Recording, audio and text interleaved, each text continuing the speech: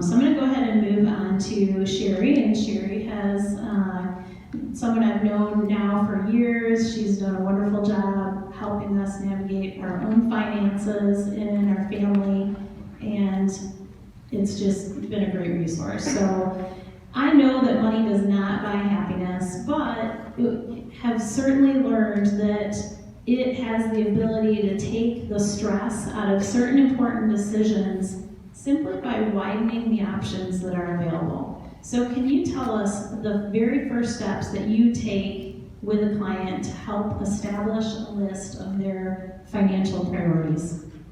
Yes, one of the things that I'd like to be able to do is really just hear your story. Because it's really personal, it's really unique to you, and I don't know what those priorities will be until I can just hear from each of you what those priorities might be. And that comes out in just what is your background, and who are your children, and do you have any health issues, what types of assets do you have, what type of income do you need. And so as we're forming this, sometimes our whole first time together might just be in visiting and becoming friends. Because that's really where I'm gaining a lot of information and where I'm really understanding your behaviors and maybe where those behaviors come from. Because some of us were born in different generations, some of us really cling to even what our parents used to say or still say. And some of those things are really important to us. We don't just forget our habits, we don't just forget how we were raised, and we don't forget those behaviors. So all of that is really important in establishing now what is it that we're really trying to accomplish. So when we're looking at those financial priorities, just to piggyback, one of the biggest things is really let's make sure that some of that estate planning is in place, and it's more about the patient advocate. I just think that is so important to really realize that as we're talking about some of these caregiving situations and things that may happen, we have to have an advocate. And a lot of times we assume that's our children, but I have so many clients that don't have children.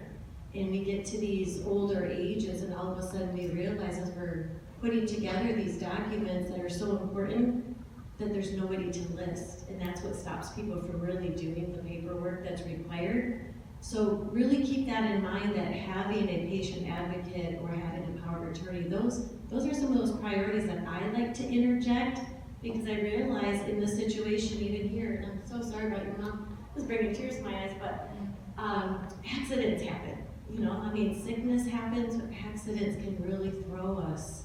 And then we're spinning our wheels trying to catch up a little bit. So that is one of the areas that as we consider financial priorities, I think I would put near the top. Perfect. Yeah, because as we certainly emphasize the fact in this series that there are no right answers.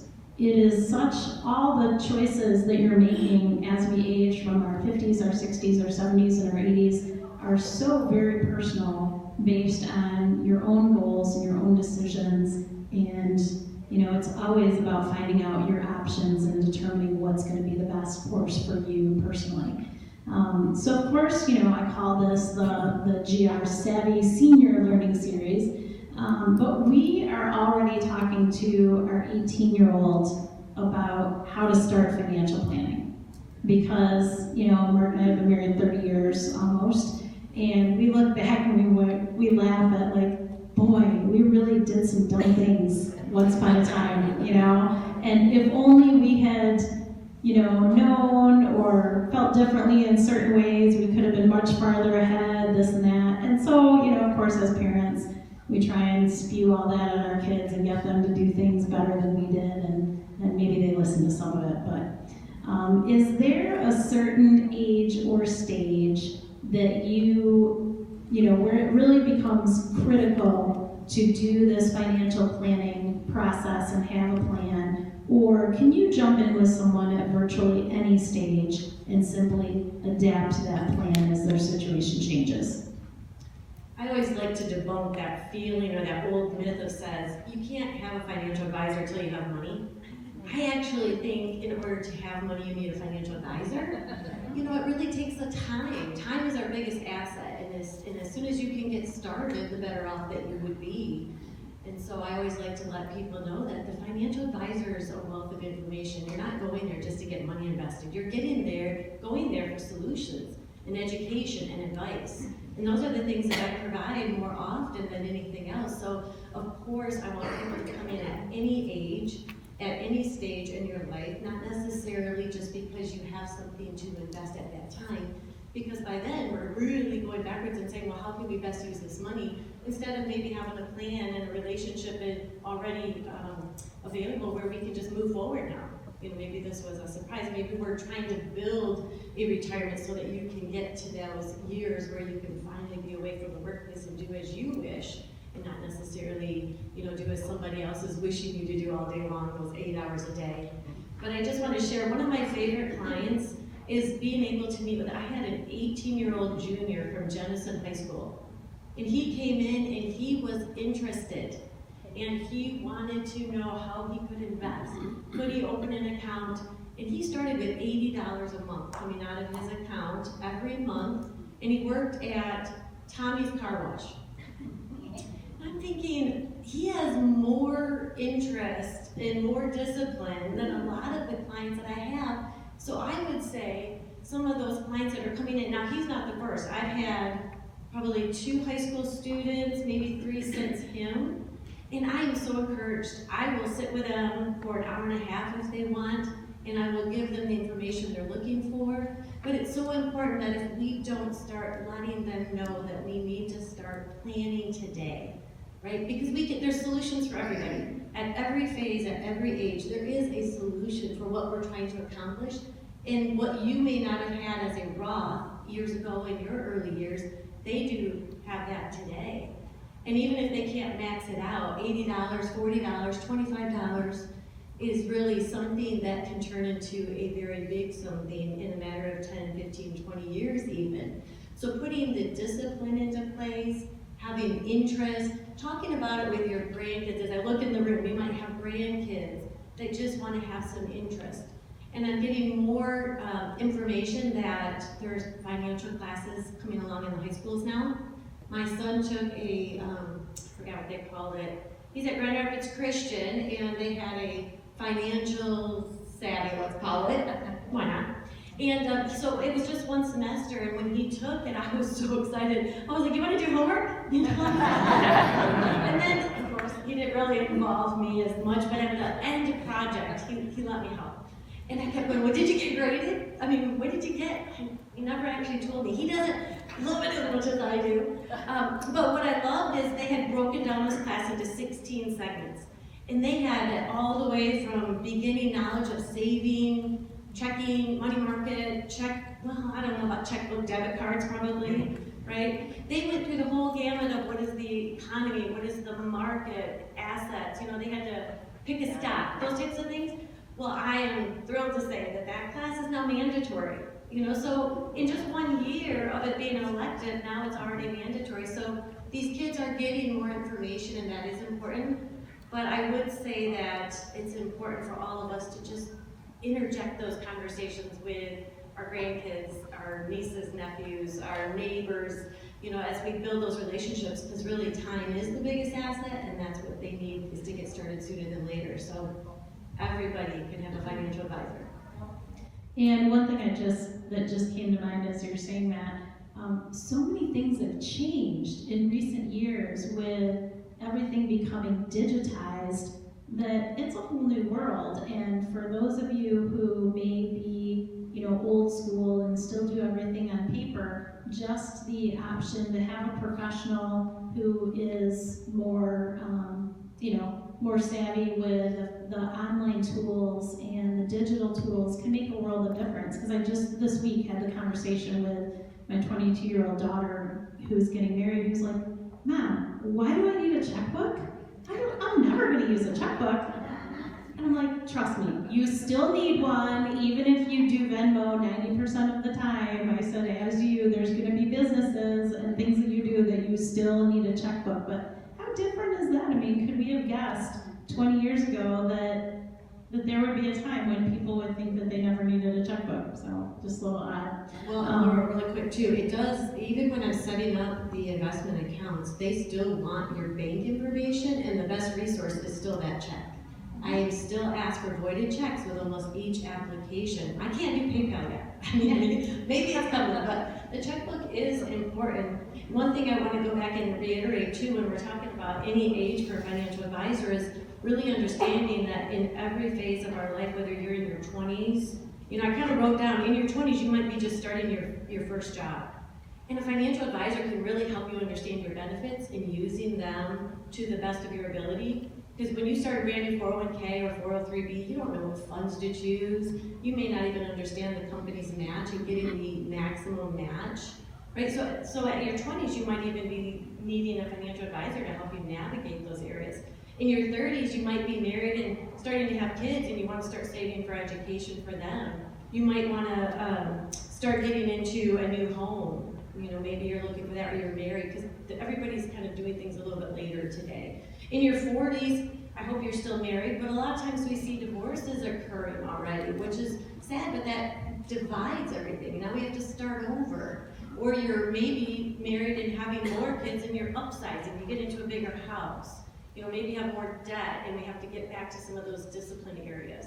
When you're 50, I'd like to think that this is the area where you're finally able to invest for yourself more, right? Because we're past all those other expenses and the kids are a little bit older, we can really... And we're paying for weddings in college, so... Yeah, okay, so 60, we're really going to start investing for ourselves.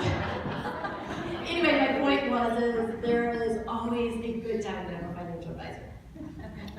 Amen, sister. So the subject of paying for senior living, like I talked about in the introduction, can be a huge concern for many older adults. So can you give us some estimates of what individuals and couples can expect to pay a month for various senior living, and an average amount of years that you counsel your clients to plan on for those amounts? Yeah, I wanted to be able to share a couple of statistics with you. There's surveys all the time, so I wanted to kind of pull some of the most recent surveys that I could. But one of the things that I wanted to point out is the inflation that we've experienced recently has been really challenging. And I realize probably the majority of you in this room are on fixed income.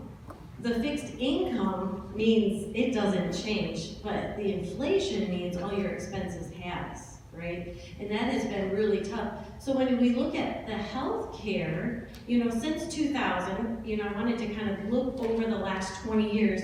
Since 2000, health care has gone up 110%. That is really hard to combat. Now, when you look at consumer goods, they've gone up quite a bit too, but only 71%. I know. I mean, it is 20 years, but in contrast, we're really trying to talk about the health care and the long-term care. So that has gone up more exorbitant than just your average expenses, right? So when we're looking at long-term care, and there are long-term care solutions, and again, there are solutions for most things, right? It's going to be particular to you and what we might be able to do, but in reality, some more statistics that I find very interesting for long-term care is that men, they say, now this is coming from the U.S. Department of Health and Human Services, there's a 70% chance that today's 65-year-olds will need long-term care at some point. Okay, so they're already kind of putting us all in these groups based on age and what's going to happen in our future. The men will stay there for 2.2 years on average, is what I'm getting out of this particular study. Women, you will stay there on average 3.7 years. The reason that women always have a little bit more longevity is because we have more longevity, right? We tend to live a little bit longer, so our stay in these facilities are going to be a little bit longer. One thing though that I have a hard time with is, even listening to Charles when we're talking is, it's not necessarily the physical that keeps us in these facilities, not in my opinion, and this is just my opinion, but from so many conversations that I've had, it's the dementia and it's the Alzheimer's. And I have a hard time believing that 2.2 or 3.7 is all that we would stay when we're physically fit and yet our mind is challenged. So take those statistics, with a grain of salt. They are there, but I also have seen those statistics get blown up a little bit because we do have some of those issues with memory. So one of the last statistics here is 20% of all retirees will need some form of long-term care, however, for 5 years. so for more than 5 years. So we have to, again, plan for what that might look like. Now, when I put this information together, again, like I said, part of my job is education, and I love doing that. I will go out and put a whole presentation together on some of this retirement, income, Social Security planning, and it goes right into this long-term care. We have to plan for that. We have to understand the expenses. We know what's in front of us. Or, you know, a lot of us do the hopium plan and hope that it's not me. And that tends to be the case when they see the long-term care coverage, the long-term care insurance premium. It's like, I think I'm gonna go back to hopium, right? Because it's a huge part of our budget, and we're already on a fixed budget, a fixed income to go with what we hope would be more of a fixed budget. But again, you know, my numbers, when I was looking with what I shared even through last year, through some of the different webinars or seminars that I've done, is right on with what Charles said. With full-time home health aid could be about $5,100, $5,200 a month. Assisted living could be on average $4,500 a month. And a private room in skilled nursing can be $9,000 a month.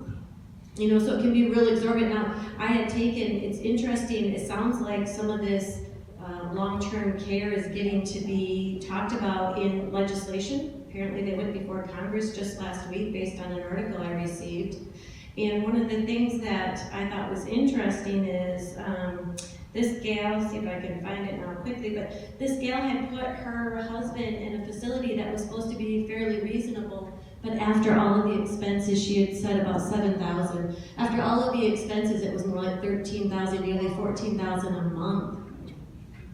And that was without long-term care help, right? So, or long-term care insurance help. So, you know, and those are some of the real life. Now, that's not in Michigan. That was, I believe, out of Virginia that she had mentioned that. But some of the legislation, as it's going before Congress, is really just trying to say, hey, we have. This is something that was just amazing to me, is to think that North Dakota has a population of 800,000, and yet when we look at those that are in a nursing home today, we are already at, it says 818,800 residents in 30,000 assisted living facilities across the United States. So we have as many people that live in North Dakota in facilities across the United States. When you put that in context, it's like, holy cow, there's definitely a great need, and there's more and more facilities all the time. But that means there's almost 500,000 workers, right, that have to be able to be in these facilities to help the care, provide the care that we have. So it's interesting to me that we have to be able to at least have those conversations, figure out the priorities. Are we going to go with hopium? Are we going to choose a new solution? And just ultimately be prepared for the costs that are in front of us. And one of the most, you know, the biggest things that I try and just impress upon people is the goal is to never need full-time nursing care. I mean, hopefully by doing some of these other proactive things that we talk about, you know, and of course there are certainly things that we have zero control over in our health, and I understand that. But oftentimes, the transition to a higher level of care comes from a fall or something that could have potentially been, you know, been avoided with some prior planning, some additional help, things like that. And so the more that, you know, you can be proactive in the different areas to, you know, keep yourselves healthy at all costs, because it's really, you know, for so many reasons, and financial being a huge part of that. So I know that you work with, you know, all clients, both married and single, but you've been really particularly passionate about working with women, and especially single women, and helping them better understand their financial future through your Women in Wealth program. So can you talk a little bit about why it is especially critical for single people to find an advisor they trust and build a personal plan? Yeah, this is my favorite subject. I love being able to work with women, because we find that once we get to the retirement age already, you know, we start to encompass what does that fixed income look like, where do those income sources come from, and often we get dependent on maybe our pensions, our Social Security, and all of a sudden one of us passes away, and in most cases, not every case, the man has passed away, and it leaves women with lesser income. Because our pension choices might not have been 100% survivor, maybe they were 50%, maybe that pension didn't get passed down at all. Or now we're down to Social Security because we only get to keep one. And so often it leaves women in a poverty situation, certainly in a declining income situation, and it's not one that was really thought about or talked about. And were there other assets that could have been invested and set aside, or are there assets that we can now turn on to help support that missing income that may have come from that pension or from that Social Security? So there are a lot of situations where I'm finding the statistics with women not really stepping up to the plate and wanting to be involved in finance because we're full. We have done everything else to washing sheets and the laundry and the dishes and the meal planning and the groceries and watching the kids, watching the grandkids, right? I can go on, and if we can get a little moment to ourselves just to have a little hobby, it feels good, but finance, he'll do it, right? He'll do it, that's his job. Because I'm already full and I'm already multitasking in so many other areas, and I don't find that finance is just in our wheelhouse. I have maybe 1 out of every 10 women that go, I love it. I'm like, wow, I'm glad that you love it. Tell me what you need from me, because I'm going to go down that path. But most of the time, the clients will come and I'm only dealing with the gentleman. I'm like, where's your wife? Oh, she had an exercise class. Oh, but this was so important. I really want to share. And it's really important to plan together, of course, because I don't think that any husband means to leave their spouse in a poverty situation or with reduced income or left with a lot of debt. You know, I mean, most of the time, it's just not that we just didn't communicate, we didn't talk about it. So because we live longer, ladies, we have a lot more that we have to do on our own. And so having conversations about how do we take care of our house and how do we take care of our car and what do you want me to do with your tools? I mean, and some of these things are, you know, all of a sudden we're overwhelmed because we're left with these new responsibilities that we have never experienced or done before. And so we have to be able to consider what those things look like. But in that longevity, we also could have, you know, more healthcare issues that we've been talking about. If you live longer, we want to be able to live them with quality of life, but that's not always the case. So we also have to plan for a little bit more healthcare needs, or have now, maybe because we cared for our husband, who's going to care for us. And so we have to kind of think about those things a little bit more so too. And so I love to be able to share with women. There are some true statistics in front of us. There are some true things that are going to happen because we live longer. But if we can be prepared for them, if we can talk about them, if we can share. Now I realize a lot of you in this room already retired, already in the situation, but as I mentioned, I only get to tell this to one person at a time.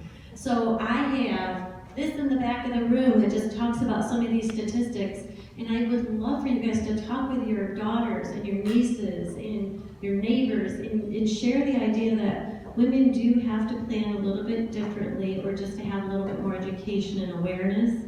But I would appreciate your help in getting that out there, because we can fix this. It doesn't have to be these dire statistics. They can start to be real positive statistics if we just plan ahead. And you host your Women in Wealth once a month?